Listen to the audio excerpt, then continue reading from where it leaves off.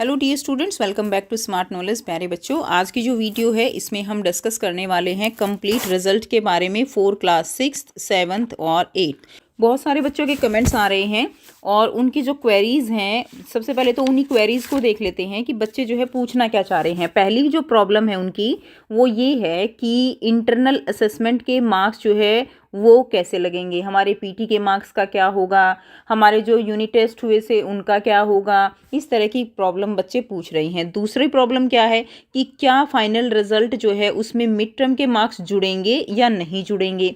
तीसरा क्या है कि अगर हम सारे सब्जेक्ट में फेल हो जाते हैं, एक भी सब्जेक्ट में हमने अपीयर नहीं किया, या कुछ बच्चों की प्रॉब्लम है कि उन्होंने अपीयर नहीं किया, वो किसी कारण से, मेडिकल प्रॉब्लम से या किसी और कारण से एब्सेंट हो गए, तो वो पेपर दे सकते हैं या नहीं दे सकते, उनका क्या होगा, क्या वो फेल हो जाएंगे।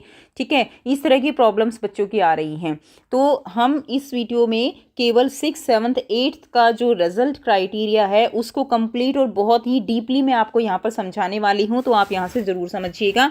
और कन्वर्जन ऑफ मार्क्स कैसे करते हैं वो भी मैं आपको यहाँ से बताने वाली हूँ। ठीक है, आप सबसे पहले मैंने आपके सामने ये एक जो है स्क्रीन लगाई हुई है, इसमें सबसे पहले मैं आपको डीपली समझाती हूँ कि रिजल्ट कैसे जो है आपका तैयार होगा।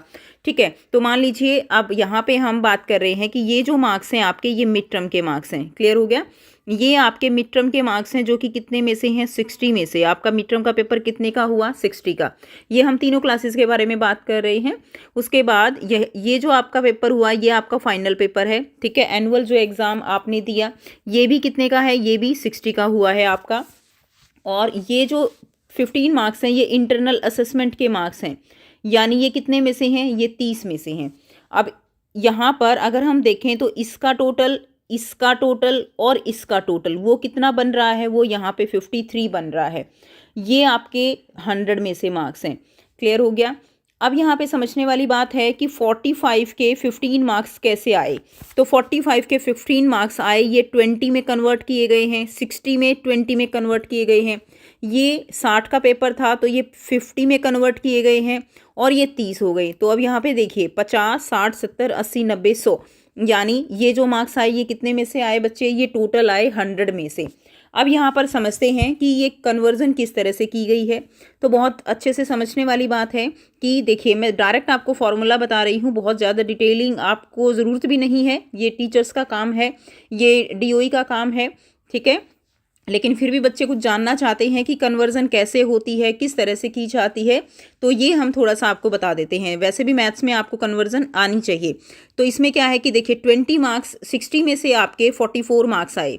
आपको अगर 20 में से आए तो कितने आए, तो इसके लिए बहुत ही एक सिंपल सा फॉर्मूला आप लगा सकते हो कि जितने आप जो मार्क्स हैं आपके, वो देखिए आपको कितने में से निकालना है, कन्वर्जन 20 में से, और मार्क्स कितने में से आए हैं, 60 में से। ठीक है, और जितने मार्क्स आए हैं 60 में से जितने आए हैं उससे उसको क्या कर दीजिए, मल्टीप्लाई कर दीजिए। ठीक है, या इसको आप एक बहुत ही और सिंपल तरीके से समझ सकते हो कि अगर 60 में से पूरे नंबर कन्वर्ट करें तो वो कितने होंगे, वो 20 होंगे। ठीक है, एक में से करेंगे तो कितना रहेगा, 20/60। और अगर मार्क्स कितने आए हैं 60 में से, 44, तो 44 को 20 में से कन्वर्ट करेंगे तो कितना आएगा, 20/60 गुना में क्या हो जाएगा, 20/60 गुना में 44। ठीक है, इस तरह से आप इसको कर सकते हो। तो हमने बस डायरेक्ट ये फॉर्मूला लगा दिया है कि जितने में से निकालना है डिवाइड बाय टोटल, और उस टोटल में से कितने मार्क्स आए आप उसको मल्टीप्लाई कर दीजिए, तो यहाँ से आप निकाल सकते हो। जैसे कि अब ये आ गया ना, तो इसको आप अगर सॉल्व करोगे तो आप ये भी कर सकते हो, ये इससे कट गया और ये 1/3 आ गया। तो 1/3 को आप अगर 44 से मल्टीप्लाई करोगे तो कितना आंसर आएगा, 14.6 आएगा। अब 14 पॉइंट, अगर आपका जो भी आंसर है वो 14.5 या 5 से ऊपर आएगा तो नेक्स्ट नंबर, नेक्स्ट जो मार्क्स होते हैं ना डिजिट, वो वाले लग जाते हैं। और अगर 0.5 से नीचे होगा तो 14 ही लग जाते हैं। अगर यहाँ पे 14.4 भी होता तो मार्क्स 14 लगते, लेकिन अगर 14.5, 0.6, 0.7 कुछ भी है तो 15 में जाएगा।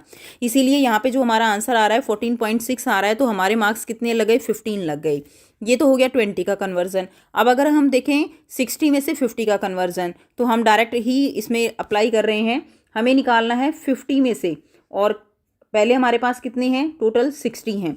50/60 और नंबर कितने आए हैं हमारे 27 को 50 में कन्वर्ट करना है हमें। 50 में से कितने आएंगे, अगर 60 में से नंबर 27 आए हैं तो 50 में से वो कितने लगेंगे ये निकालना है ना। तो मल्टीप्लाई कर देंगे हम उनको उस मार्क्स से, तो 0 से 0 कट गया।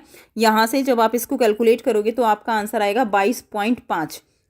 तो नंबर कितने लगेंगे, नंबर लगेंगे 23। तो ये नंबर लग गए 23 और 15 ये इंटरनल असेसमेंट के हैं।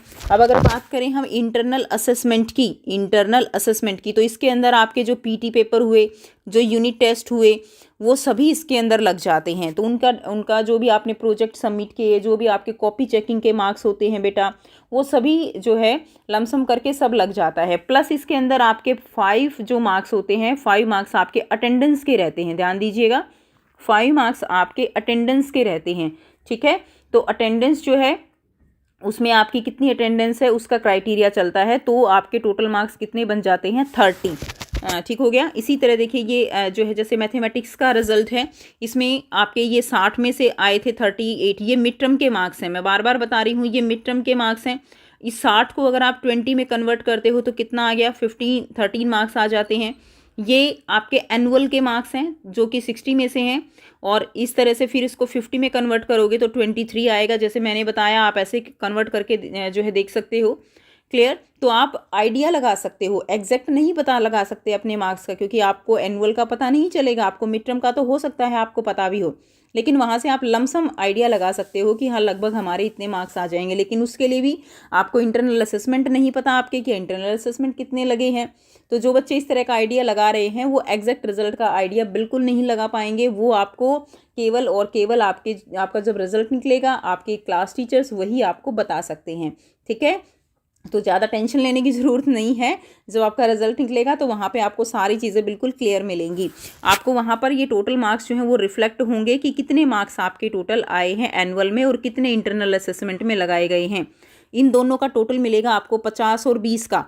50 और 20 का टोटल मिलेगा। जो मैंने पहले वीडियो शेयर की उसमें मैंने आपको जैसे रिजल्ट निकलता है वैसे ही बताया। 50 और 20 का टोटल मिलेगा 70 और 30 का टोटल मिलेगा। ठीक है, 70 और 30 का मिलेगा। उस 70 के अंदर आपके मिड टर्म के मार्क्स भी हैं और आपके एनुअल के मार्क्स भी होंगे।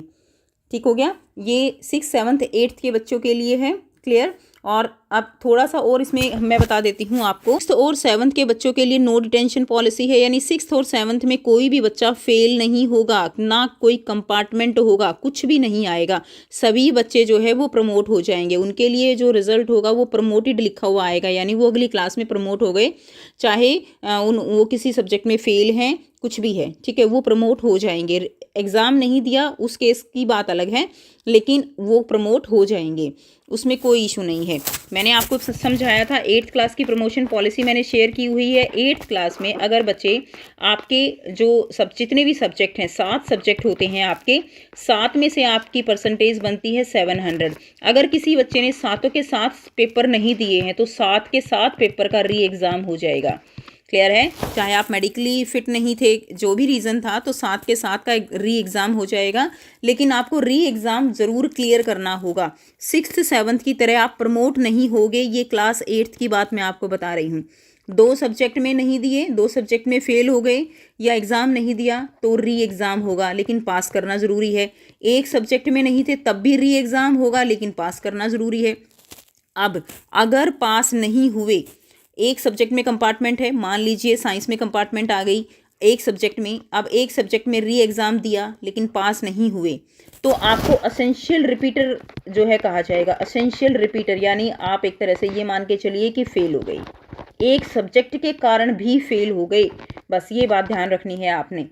ठीक है, तो ये कंप्लीट 6th 7th 8th का रिजल्ट कैसे बनता है, कैसे प्रमोशन पॉलिसी है, वो मैंने आपको बताया। और डिटेल में ग्रेस मार्क्स कैसे हैं उसके लिए मैंने अलग से वीडियो बनाई हुई है 4 क्लास 8th रिजल्ट के लिए, वहाँ से आप देख सकते हो कि कैसे कैसे ग्रेस मार्क्स जो हैं वो आपको मिलते हैं। ठीक, तो आई होप आप सब बच्चों को वीडियो अच्छी लगी होगी। अगर अच्छी लगी तो वीडियो को ज़रूर से लाइक कीजिए, शेयर कीजिए और चैनल को कीजिए सब्सक्राइब। मिलते हैं आपसे नेक्स्ट वीडियो में। Till then take care, bye bye and best of luck for your result.